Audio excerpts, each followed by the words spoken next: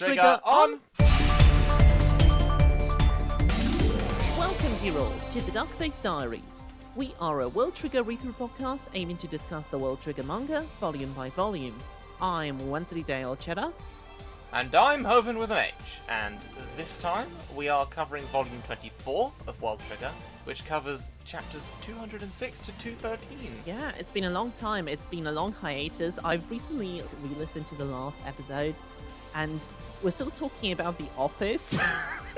Do you remember when we watched The Office? It feels like such a long time ago. It does feel like a while ago now, yeah. No, I'm currently in Zelda Hell. Tears of the Kingdom, the sequel to Breath of the Wild, has come out, and it has sucked my soul into it. Hell, you're saying? I thought that you've had quite a good experience with that. Okay, Zelda Heaven, probably better. But yeah, because it's kind of interesting, because what they've done is, because they've already built everything from the ground up, it's just like, okay, what would happen if we remixed that overworld and then added an entire new game's worth of stuff into it? And it's just kind of amazing how many dopamine hits of exploring things I get from it. Especially from just walking around the overworld I already have and be like, ooh, it's a cave! And then as the notification goes, discovery! A cave! And I'm like, I can explore the cave! And then every single well in the kingdom suddenly has a cave underneath it. So these things that I just kind of ignored and walked past in the last game, I'm like, oh, I need to go inside the well! And it's completely poisoned my ability to think about wells rationally in any other fiction. It's like I see them walking past a well in Vinland Saga, and I'm like, oh, you should jump into that and find the cave! And obviously there is none. Yeah, well, when you explore it in Vinland Saga. The famous open-world video game Vinland Saga. Because the characters actually listen to your advice, and they jump into the well, and they're like, what the hell, Hoven? I thought that there would be a well. You promised me a well, but there isn't a well. Yeah, see, Netflix's follow-up to Black Mirror Bandersnatch is quite an ambitious work. It's an interactive anime version of Vinland Saga. It's like, no, do not beat your slave. You got the good ending. I need to read Vinland Saga, and you need to read Good Ending. Good ending. I'm already thinking of reading 20th Century Boy, though. Which do you want? Oh, yeah. Probably 20th Century Boy, so you can listen to the podcast that I recorded with Manga Mavericks and Aiden / at KoiBoy on Twitter, a lettering expert. Yeah, I've had quite some fun recording 2 podcasts. One will be on the main feed, I believe, and one will be on the bonus feed about 20th Century Boys, and then about the live action adaptation, either overseen or directed by the mangaka? I actually forget. That would be interesting. Directed by the mangaka. There was definitely a lot of control over it, because 20th Century Boys is in itself very cinematic, and it was quite funny getting all the comparisons in the manga that felt really timeless, as in how basically there was a worldwide pandemic and people in the totalitarian state presented by the manga were kind of handling it much better than we were in the real world. It's wild.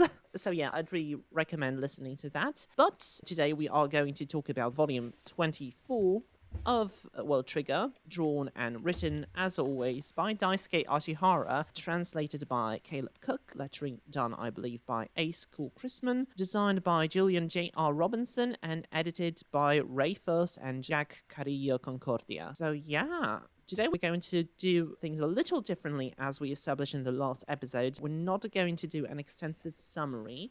Instead, we're going to synopsize what happened, basically, in the volume, and then we're immediately going to move on to the discussion proper with light spoilers all around, because we're past the anime, and whoever's reading this along with us has probably read towards the end already, so yeah. Let's go, Johnny, go, go, go, go. Let's do that, yeah.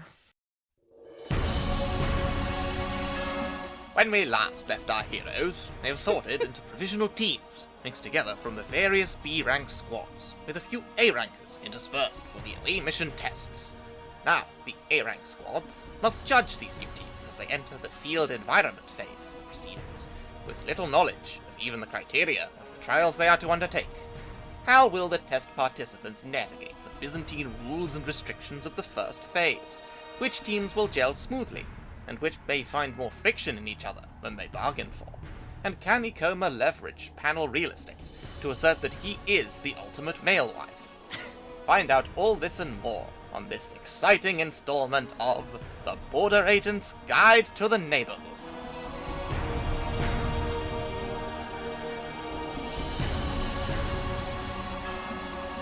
Okay, I would like to know why you chose to read that in your Marek Ishtar cleric voice.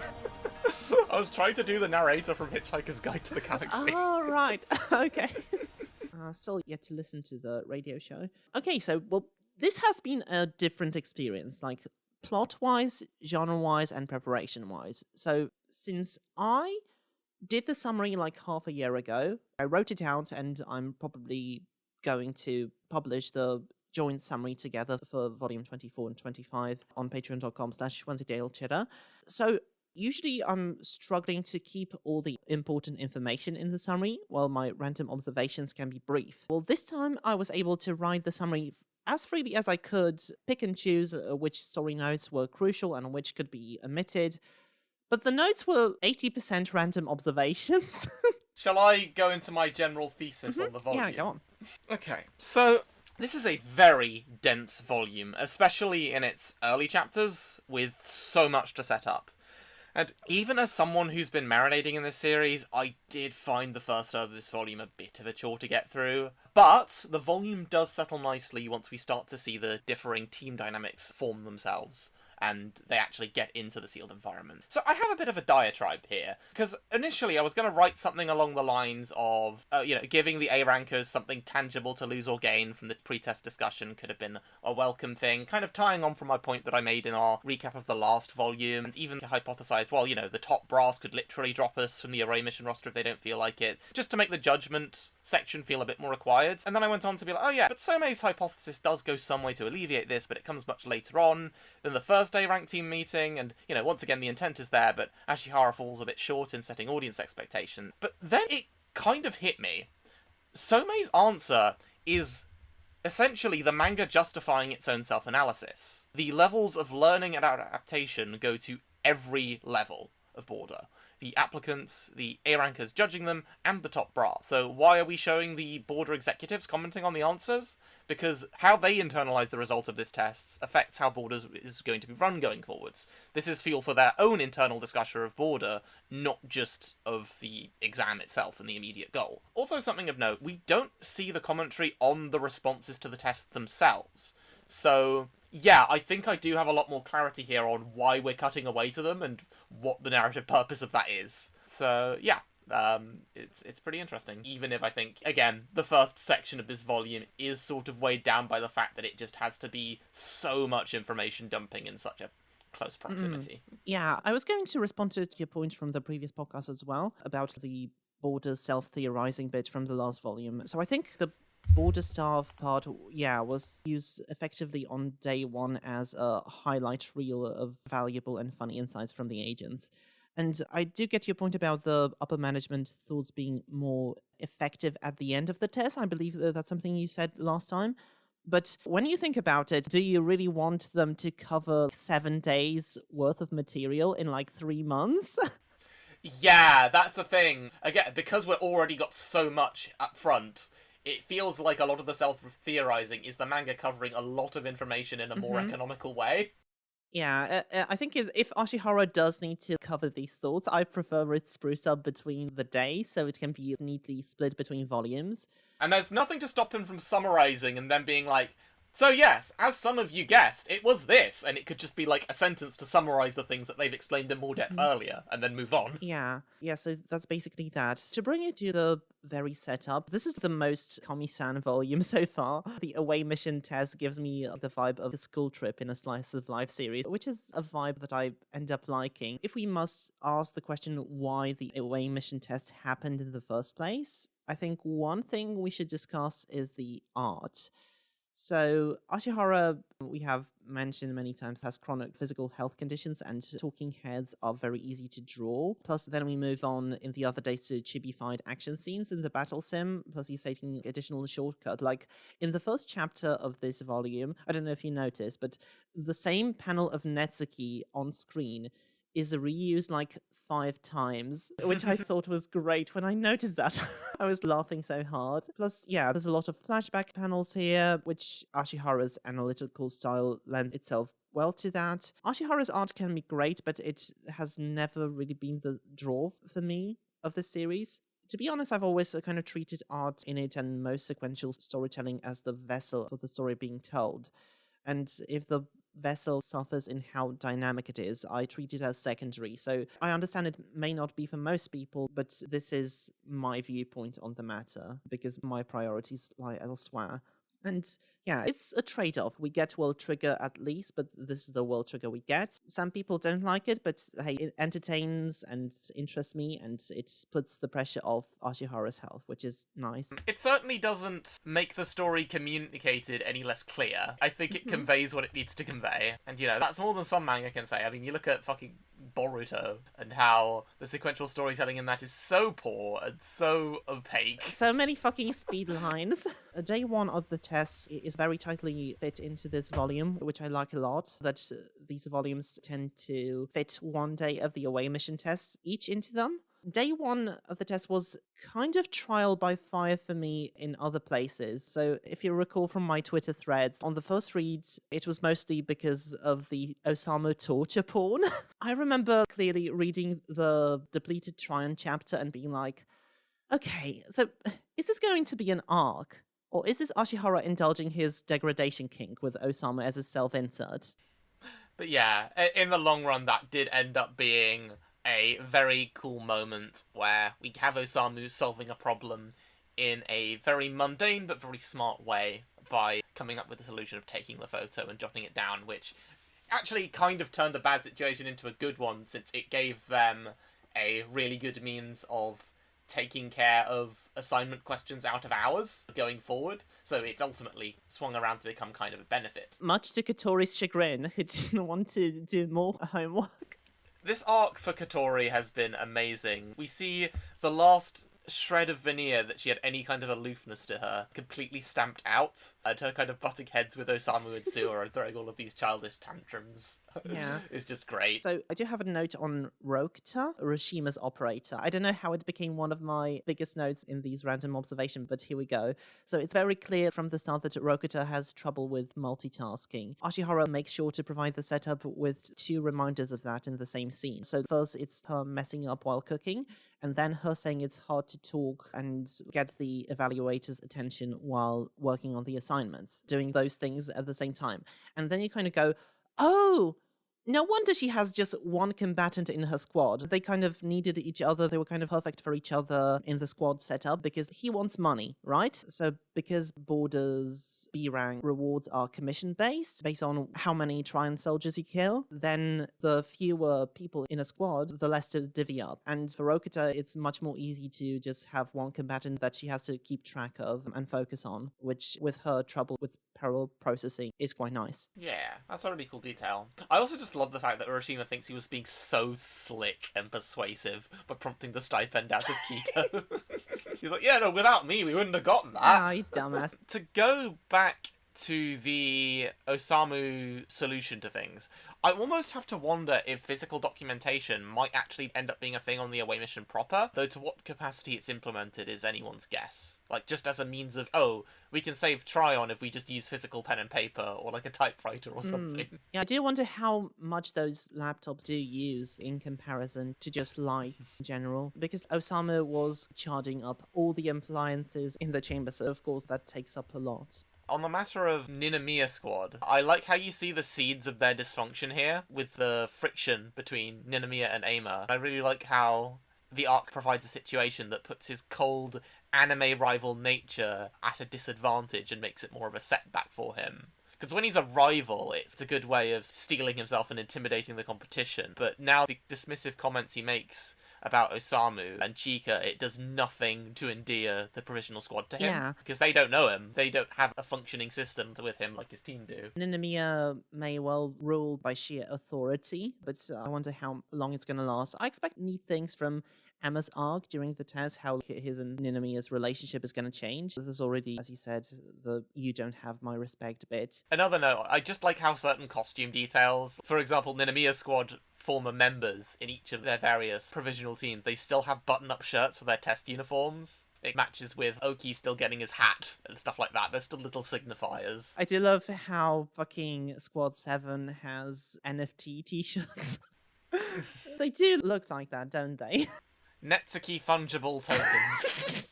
I misread Kurosawa's note about Suicide Squad having 3 captains being an advantage the first time. I guess it's more like them empathizing with the position of the captain rather than actually giving orders. Although later on in the battle sims, it actually is an advantage. So yeah, I guess maybe it's both. Yeah. I do love that the Kako Squad operator has mascara so big, it completely obscures her eyes. Her name is Kabayakawa, I think. I really like how some of the A-Rankers prediction conversation before the test starts, it essentially runs on Kinota, the question is how logic. Like, you just assume that when it jumps between the squads, they've essentially been having the same talking point as the last one we left off on.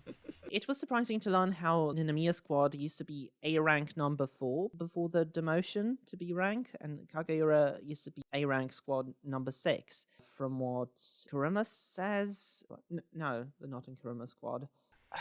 It's not Murakami, is it? No, he has the one with Kumagai. See, yeah, that's the thing. Even though I've settled in more, I still can't remember every single squad. Okay, if you go to the actual volume preview in the Shonen Jump app, they're listed at the beginning of the volume. So it's Kakizaki Squad, yeah. That's interesting as well, because he's got a squad with 2 people butting heads, and Kakizaki, he wants to be a good sort of instructor to juniors, a good source of guidance, but he has to deal with much more combative team members now, which is probably quite the contrast to Teruya and Tomoe. It's nice that in the first part when we end of the draft picks, because it's always about the draft pick, always has been. Draft picks. We got a panel for Kageura getting uncomfortable with the judging eyes of the A ranks. I thought that was a nice detail. Tokieda being like, Yuma was raised abroad, nod wink to the camera. Yeah, we get all of the wonderful details of who's in on the neighbour lie and who isn't, and of course Hughes' amazing lie where he's talking about how Canadians never actually share a bed together. It's fiction from TV programs. See, last episode we mistook Kisakabe for Katagiri, and now I have a note on Katagiri Squad, and I'm not sure if it's the right one, but I'm gonna go with it anyway. This might be talking about Kisakabe either way. When Katagiri Squad lists of the problem with Tsuji finding girls intimidating, I love the graph with the labels girl for Hikari and Mishima, guy for Ikoma, and prince for Oji. Like, yes. The third gender! The 3 genders. The little doodles that they do around all the tokens are a big highlight of this volume. I don't know if I'm a dumb lion or our for Ninomiya's token, or I am a dum-dum for Osano are the standout panels of this volume. They're so good. I think it's Kanijika scribbling on like the price of adults and children, which made me think that she's a human trafficker.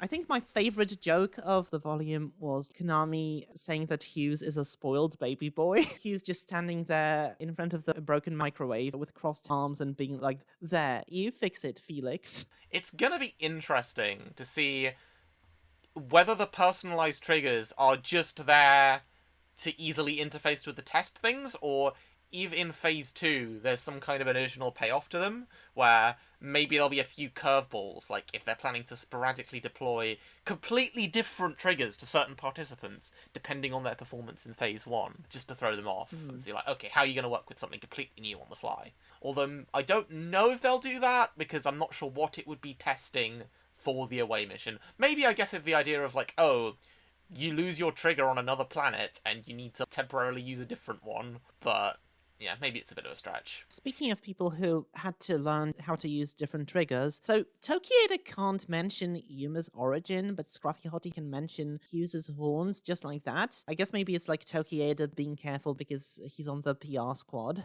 I mean, yeah, I guess Tamakoma probably, there's a level of trust between their members of, yeah, we all know we're on the secret and it's fine. And I guess there's a little bit more unease about the subject on Arashiyama's. You mentioned the notes and the doodles. This is obviously not a jab at Ace, since he had to base the fonts on what was there in the original. But it amuses me to think that all the A ranks have the same handwriting. Yeah, that's the thing. It's like, it's so cumbersome to just, oh, we need to show a variety of different handwritings and have it all be legible. So, yeah, it's necessary streamlining, I think. I like how Mizukami Squad's introduction is so nonchalant, with the foreknowledge that his tactic will really shape things up in the early rounds of the test. You see the early seeds of it here, with him just deleting some info from the shared document on the MOBA, the game that they'll end up playing. Yeah, it's very interesting. I really like what they do with Mizukami later. Arashiyama Squad's notes on Mizukami makes me think Satori's a eugenicist. Yeah, IQ and the like. I like Katori's comment of, you should have gone with Kitora instead. Because it's like, ah yes, the agent with the anagram of my name. That would be the logical mental leap, of course. Basically, the same character as me, but slightly different and also less popular. Is Kitori kind of a do-over for Kitora because Kitora wasn't popular in the rankings? Perhaps.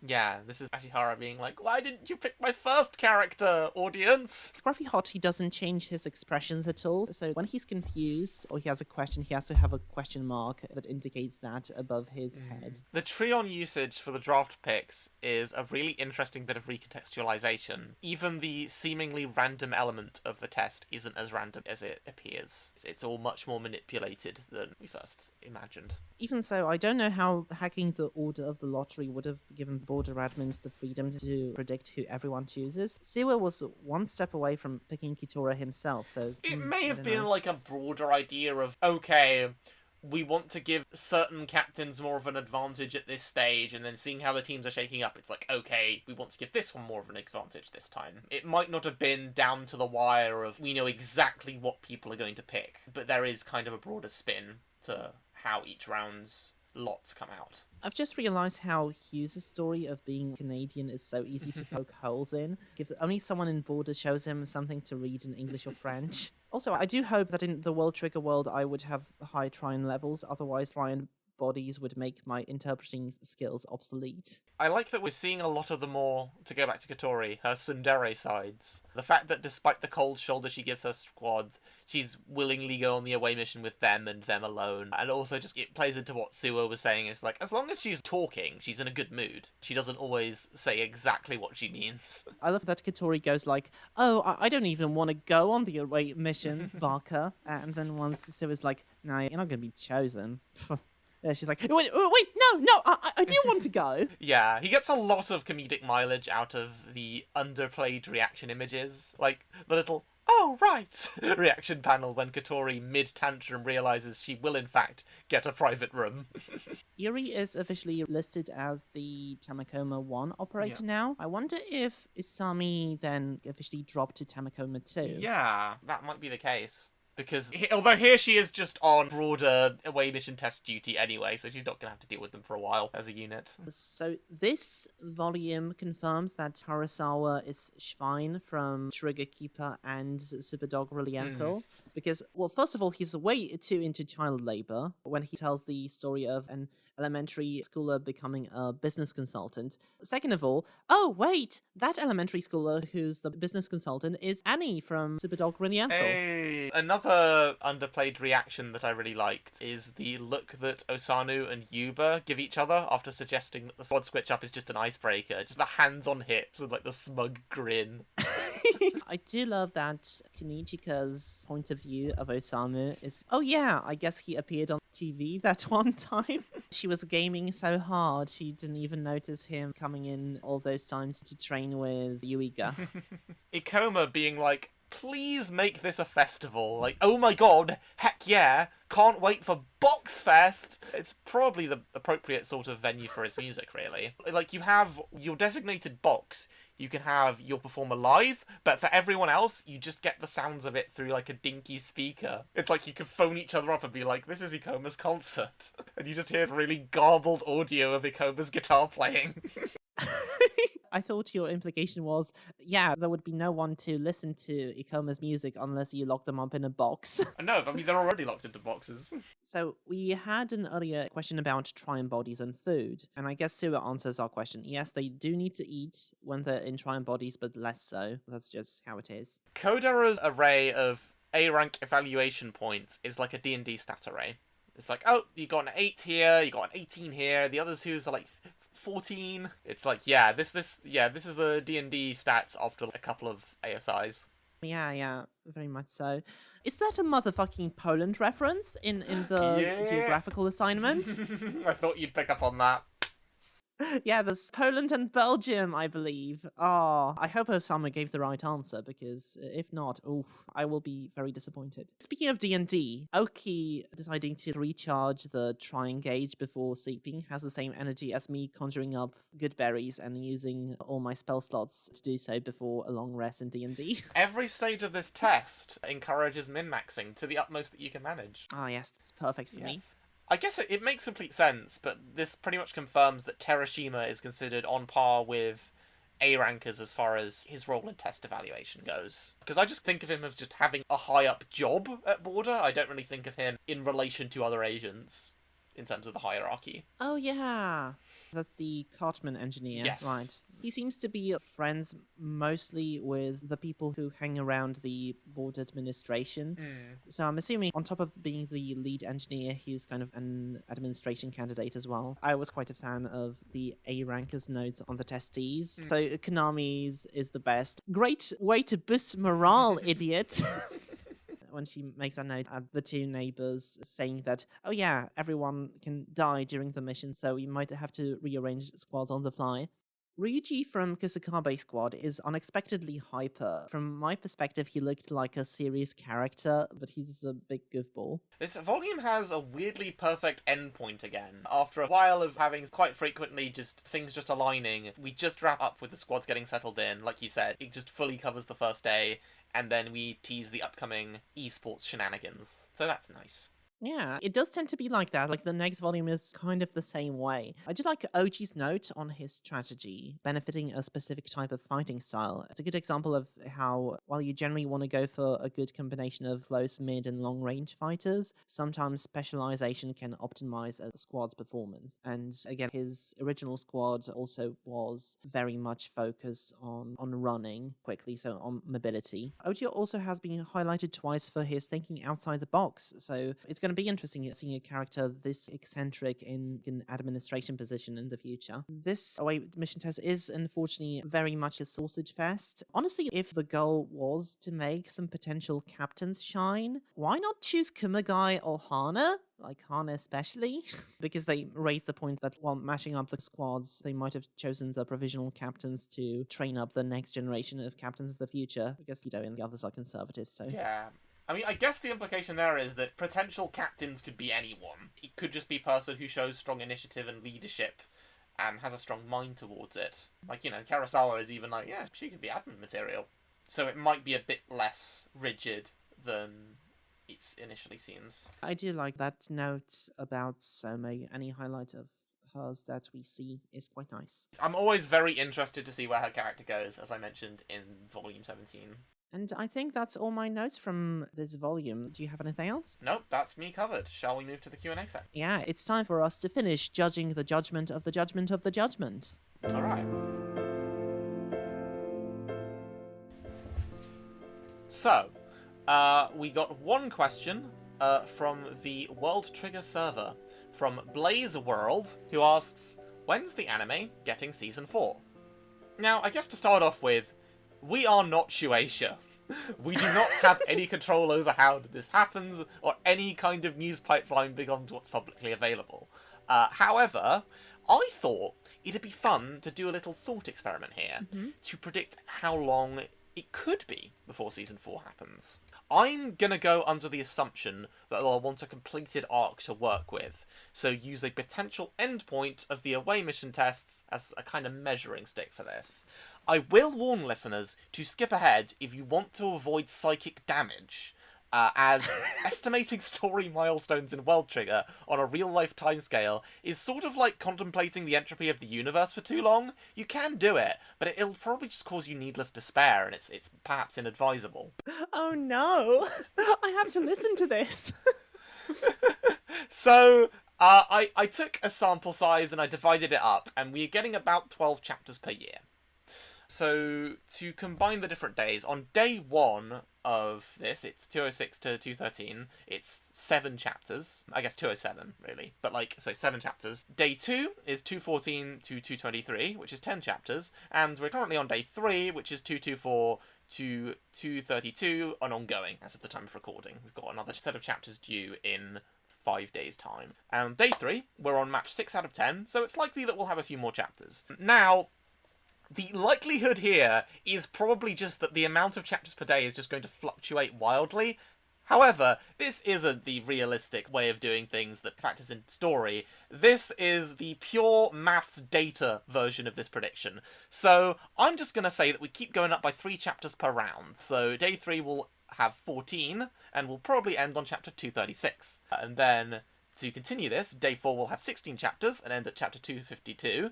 Day 5 will have 19 chapters and end at 271. Day 6 will have 22 chapters and end at 293. And day 7 will have 25 chapters and end at 318. We can assume that there'll be like a new formula going into phase 2, because it's the battle phase of things, which will have a completely different setup. So let's just take the average for the prior phases of 16 chapters per day. Although I think it's likely that phase 2's days will both be much longer, and the latter phase 1 days will actually be far shorter. So this kind of compensates for that. And that will mean that day 1 ends at chapter 334, and day 2 ends at chapter 350. I'm guessing I've massively overshot here, so I'm not going to add anything to account for in-between phases or post-arc denouement. So let's assume that this June comes out with 2 chapters, which I believe some news comes out that it's going to be 2 chapters. So we'll be on chapter 234 next month. That's going to be 116 chapters left of the away mission test. So, accounting for our rate of release, that's 9 years and 8 months left of serialization. Season 2 came out about a year after the final B rank wars match for Tamakoma 2, and seasons 2 and 3 were announced as a consistent production, so it's fair to lump them in together. So I think my final figure is about 10 years. That is my estimate for season 4. However, there's also an alternative and much simpler calculation, because we've had a new volume cover out. It's for volume 26, which shows Kikuchihara's and Somei's team, and they're not particularly relevant to the volume in question. They're not that prominently featured in the chapters. So this makes me think that Ashihara does just plan to do 1 volume for each of the teams. So if he plans to do each provisional team for a volume cover, that'll be 8 more, so that's 72 more chapters, which, assuming that volume 26 covers up to chapter 232, takes us up to about chapter 304, which seems a bit more reasonable. Under this estimate, it's going to be more like 6 or 7 years from now until season 4, as a possibility. It makes sense because I'm assuming that it's going to be at least 1 team per volume cover per day, and the other 4 remaining ones will be for the in-between stuff and the battle test. So yeah, those are my thoughts on when the anime might get a season 4, pretty much. Oh my god, I'll be 40. Yeah, it's why you just don't want to think about it, do you? It's much more enjoyable to just take these things as they come and just enjoy the manga as it goes. I need to sit down a little. I don't know how to follow that. My estimation was maybe, I guess, 5 or 6 years, because that was the gap between season 1 and season 2. No, season 1, season 2 was 7 years. Yeah. But yeah, I guess we'll find out. We will. This is also when the next podcast is going to come out. Hey, shall we go to the round off? Let's do the round off. So, this is going to do it for the 24th episode of Duckface Diaries. You can find us wherever you listen to your podcasts. Just search for Duckface Diaries and we'll be there. I would say Anchor, but Anchor doesn't exist anymore. While we were on hiatus, it disappeared and became Spotify. Bloody hostile takeovers. Links to all the platforms are at patreon.com/Wensleydale Cheddar. Everything is in the pinned post. I should make a link tree. If I make a link tree, we'll let Android Hindsight add this here. Everything is in the pinned post. That's also what helps me pay the bills. So if you want us to devote more time to making the show better, consider supporting us there. In return, you can get your name in the YouTube credits or a World Trigger Duckface avatar. Plus, you can help me reach more ambitious goals like doing a special podcast to cover the anime filler arc or covering the rest of Boredom Briefing File. Remember that much like the neighborhood, the YouTube algorithm is a dark abyss of sorrows and woes from which channels like these never surface, and what helps us navigate it is liking, subscribing, and sharing the podcast with a friend. On the YouTube channel and the same RSS feed, you get access to not only Duckface Diaries but Manga Mosaic, podcasts and video essays on other manga titles, short and long alike, on the same channel, and wherever you listen to your podcasts and wherever you search for Pokemon Adventures, you can listen to Pokemon Adventures, our new retrospective where we cover the Pokemon special manga arc by arc, along with the host of the Pink Isle Pod, Henry Kathman. I believe last time we released the special episode on the Yellow arc with our special guest Ace Chrisman, letterer of both of the series we cover, so please do check that out. We always love having Ace on the recording. You could say it's rather ace. Hoven, where can people find you? People can find me on Twitter at Hoven with an H. Follow me there to have your Twitter feed completely spammed with retweets of art of Pura from Tears of the Kingdom. Because, my god, Nintendo, you've made a targeted attack on my fictional character preferences. Well done. And once again, you can find all the links to that in the description or in the pin post at patreon.com/Wensleydale Cheddar. Send us emails, questions, comments, suggestions at Wensleydale012@gmail.com, or follow us on Twitter at Duckface Diaries or individual Twitters at Wednesday Cheddar and at Hoven with an H. Also follow Pokemon Adventures at Pokemon Manga. A sincere thank you to Milo Jack Stillitz for composing music for us, an orchestral rendition of Giri Giri, the first opening sequence of World Trigger, and an orchestral rendition of Ashita no Hikari, the second opening sequence for the show in question. You can find his work at soundcloud.com/Milo-Jack-Stillitz. What are we covering next time?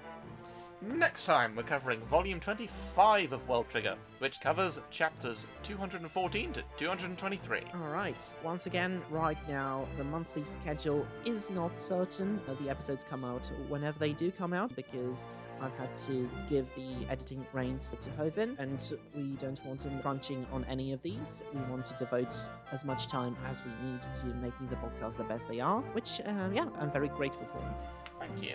This one, I mean, just looking at the time code, it's like, oh, this is not nearly as overwhelming as the last one. So that's refreshing. Yeah. Right, so this was the 24th episode of Duckface Diaries, and as always, it's time to bugger off!